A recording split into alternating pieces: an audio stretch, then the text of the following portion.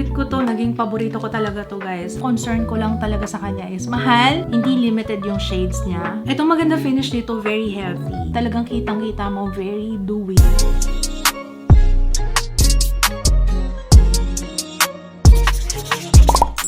Hello everyone! Welcome back sa ating channel. Nako! Sinasabi ko sa inyo, exciting ang mga susunod na videos kasi nga more on decluttering. Sabi ko, diba, magde-declutter na ako this time. At kailangan na talaga kasi wala na akong mapaglagyan. Opo. Today, we will rate lahat ng cushions na meron ako. And sasabihin ko sa inyo, ano yung thoughts ko sa bawat isa sa mga to, okay? Let me know ha, cushions pa lang tayo ngayon. So, meron pa tayong liquid foundation, skin tint, ganyan. Let me know kasi by category, per category yung ginawa ko para mas madali for me. Hindi ako ma-overwhelm kasi for sure aabutin tayo ng ilang araw kapag ginawa ko yun ng sabay-sabay.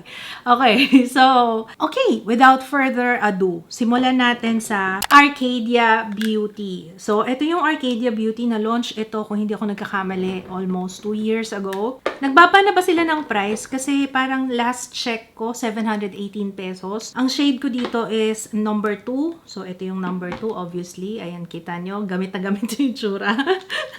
Medyo dugit na po ang itsura niya, no?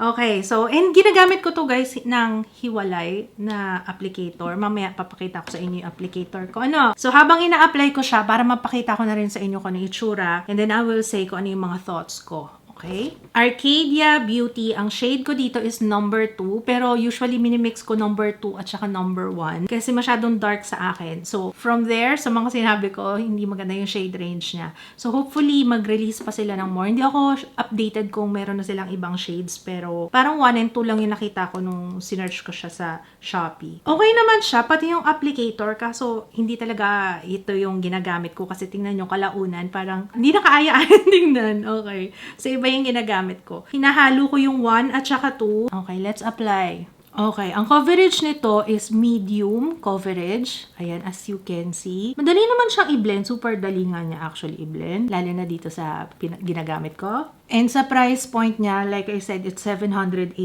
Ang dami ng mura ngayon sa market. Kaya medyo, you know, I'm having second thoughts. Maganda siya, oo, kaso ang mahal. Pero tingnan nyo ang coverage, ang ganda.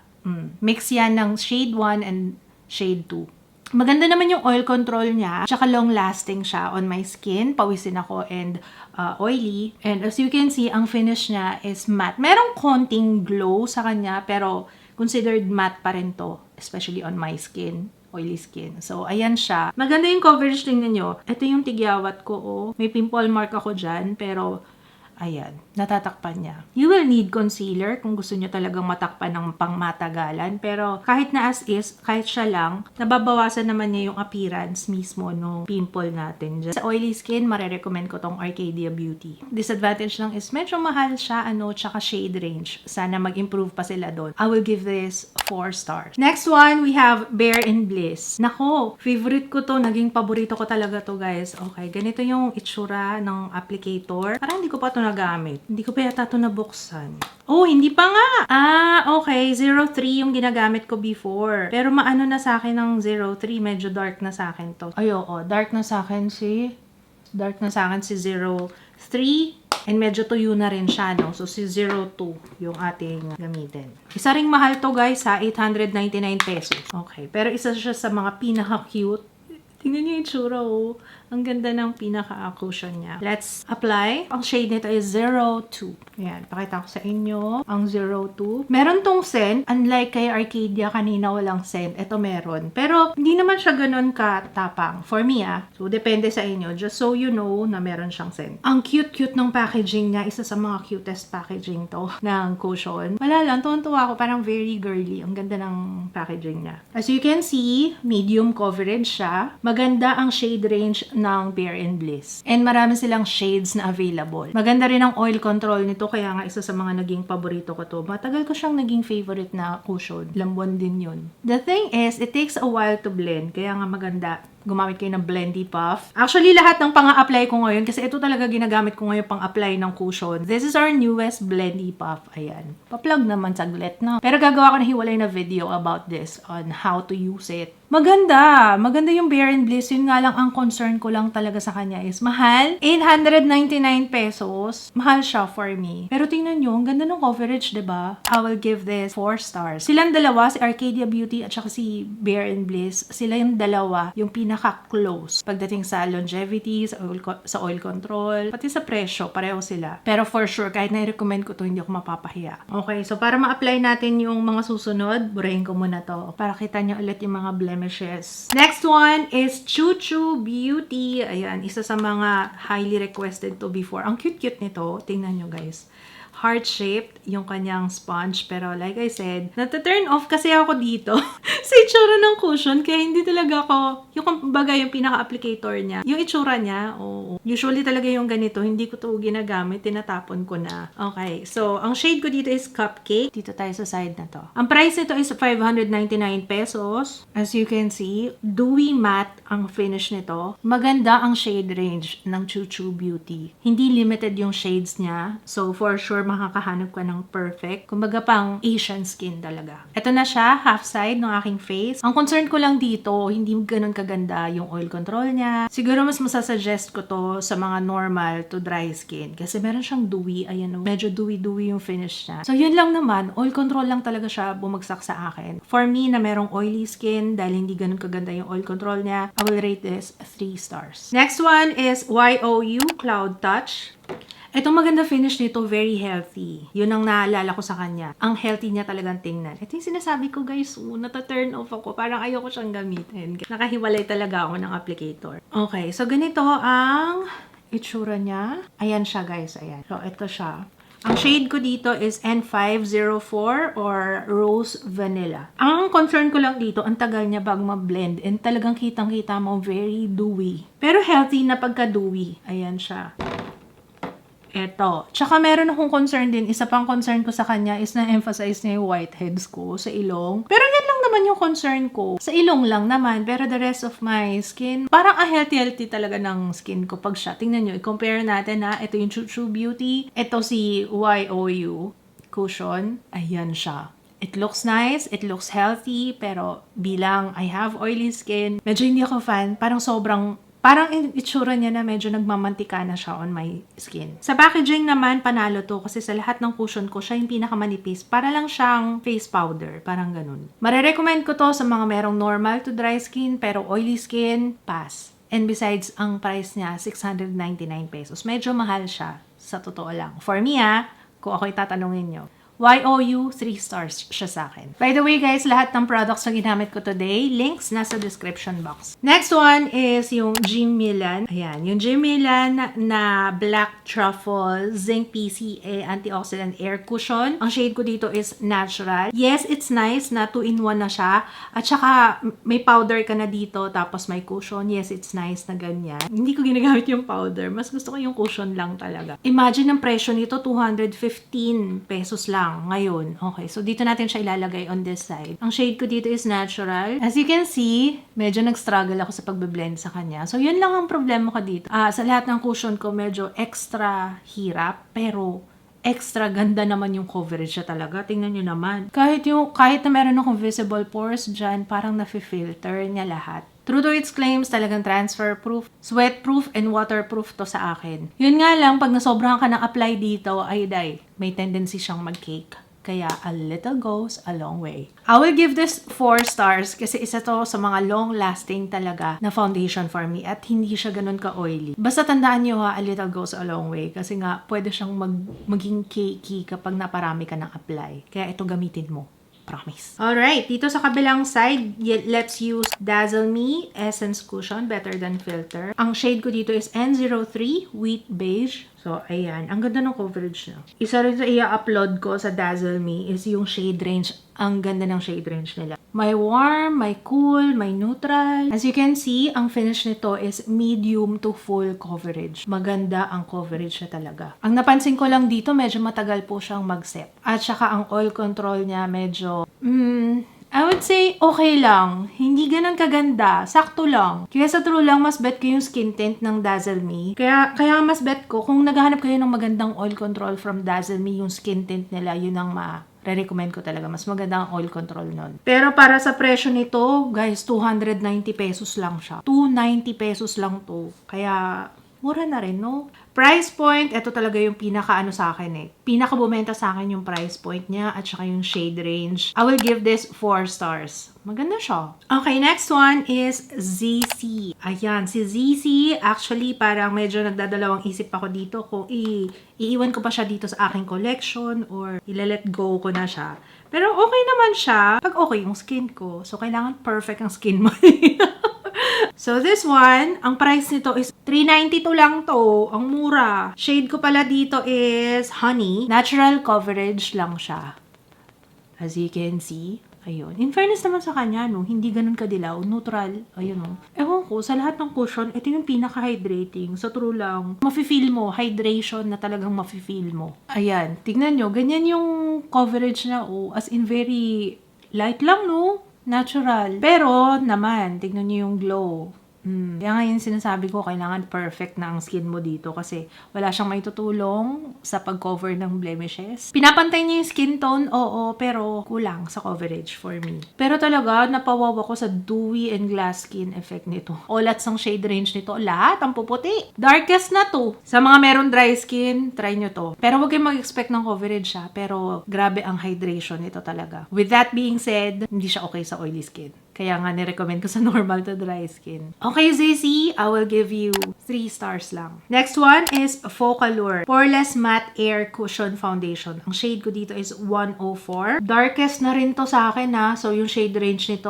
wala, talo din. Imagine, darkest to. Ito na yung darkest nila. Pero in fairness sa kanya ha, very lightweight lang to sa skin. Tapos, mura lang siya. Ito yata yung pinakamura. 216 pesos lang to. Maganda yung coverage niya, pero warning, pwede siyang mag-cake kapag ka naparami ka ng apply. Pero ito yung pinakamura. So, para sa akin, kung talagang tagtipid, budget lang, kailangan nyo ng foundation or gusto nyo ng cushion foundation, why not this one? 4 stars. Price and quality, panalo. Ito hindi ko ginawa ng review video to kasi I've tried, kaso hindi ko siya nagustuhan. Pero pakita ko na rin sa inyo ha. Actually, ang shade ko dito yung darkest. 3 lang yung shade niya, so shade range pa lang, bagsak na siya. This is the Spotlight Serum Cushion Foundation. Okay, ang shade nito is Almond. So, ayan si Almond. Medyo dark ka sa akin si Almond. Sige, try natin si Beige. Dewy Beige. Doon na rin mismo sa pinaka pangalan niya, dewy. Literal na ang dewy niya talaga. To the point na para akong nagmamantika na. Ganong level. Alam nyo, kahit nga sa dry skin, hindi ko siya marirecommend kasi may tendency siya to cling sa dry patches. Ayan, let's zoom in. As you can see, ayan o, na-emphasize niya ng husto yung visible pores ko. It looks nice now, pero pag nag-powder ka, mas lalong malala. Mas lalong makikita. So, ayan siya. Again, dewy beige yung gamit ko. Sobrang nagmamantika. Tapos, hindi ko rin siya recommend sa dry skin kasi nga nag-cling siya sa dry patches. Tapos ang price niya is 615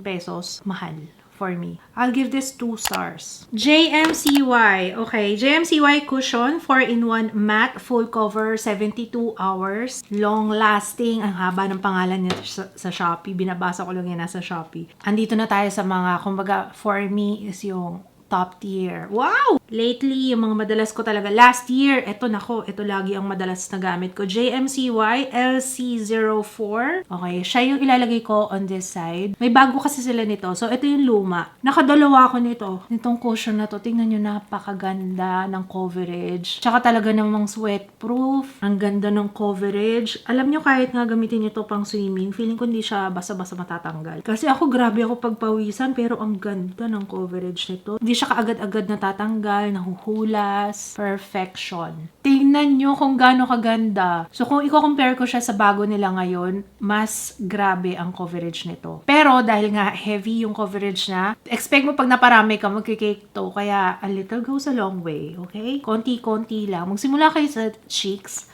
para kung ano yung nilagay nyo dyan, isa-spread nyo na lang palabas. So, yun yung technique ko pag ginagamit ko tong JMCY. And of course, ito ang pang-apply ko talaga. Naku, sabi ko sa inyo, napakaganda dito. Mura lang to, 99 lang. Panalo sa coverage, pero talagang obvious na naka-foundation ka dito. Hindi siya effortless kasi parang, alam niyo yun, hindi mo masabing natural na skin mo yan eh. Pero nakaka-fresh siya. Pero obvious dahil nga ma-heavy yung coverage niya. I will give this. Sa presyo niya, parang gusto ko siyang bigyan ng 5 stars. Kasi ang mura, pero ang ganda-ganda. 260 pesos. Saka makakita, 260 pesos. Oh, 260 na yan. So, I will give this 4.5 stars. Wow, almost perfect ah. Next one is etong Skintific. Eto medyo mataas ang price niya no compared kay JMCY. Pero pagdating sa coverage and quality, almost the same sila. Silang dalawa ang naglalaban talaga for me. Okay. Ang shade ko dito is Petal. Parehong-pareho sila ni JMCY. Pati shade range. Maganda ang shade range ng Skintific. Pantay na pantay kay JMCY pagdating sa coverage na binigay. Tingnan nyo, ayan, oh, ang perfect, diba? Pero kayo na lang mamili. Pero ngayon, kino-compare ko sila. Mas madaling i-blend sa Skintific. Ngayon lang nang na-compare ko sila dalawa side by side. So, ayan, kayo na lang bahala kung ano sa tingin nyo ang mas babagay sa inyo. Petal yung shade ko dito. Mas mahal lang siya ng konti, 340 pesos. This one, ito, yung gold packaging. Ang comparison naman niya dun sa bago, ito, mas grabe din ang coverage nito. Mas pang everyday kasi yung bago nila eh. Okay, so ayan na, side by side. Kayo nang bahala ah. This one is the side ng JMCY. Ito yung Skintific. Sa Skintific, price point, okay sa oil control. Etong dalawang to, pagsamahin ko na lang ha, almost the same sila ng performance on my oily skin.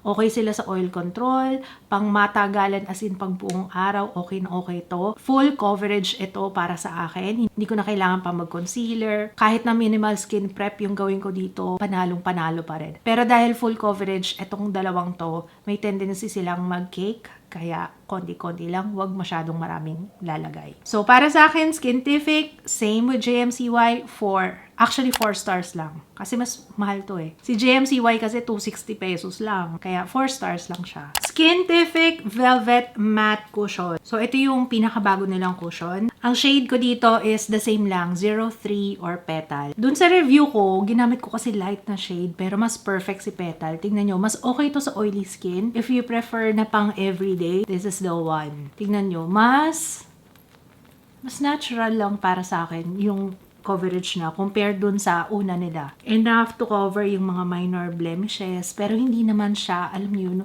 yung sumisigaw na naka-foundation ka, you know. So, ayan siya. Tingnan nyo. Diba, mas mukhang natural lang siya compared dun sa dati nila ng Skintific. Kung i-compare ko to at saka this one, yung gold, mas pang everyday to. Very freshan lang. Price niya, same lang din, 340 pesos. So, kung gusto nyo ng pang everyday, ito yung marirecommend ko. And, isa pang napansin ko na difference niya dun sa una nila is yung blendability. Mas madaling i-blend ito. Kaya nga, mas okay siya pang everyday.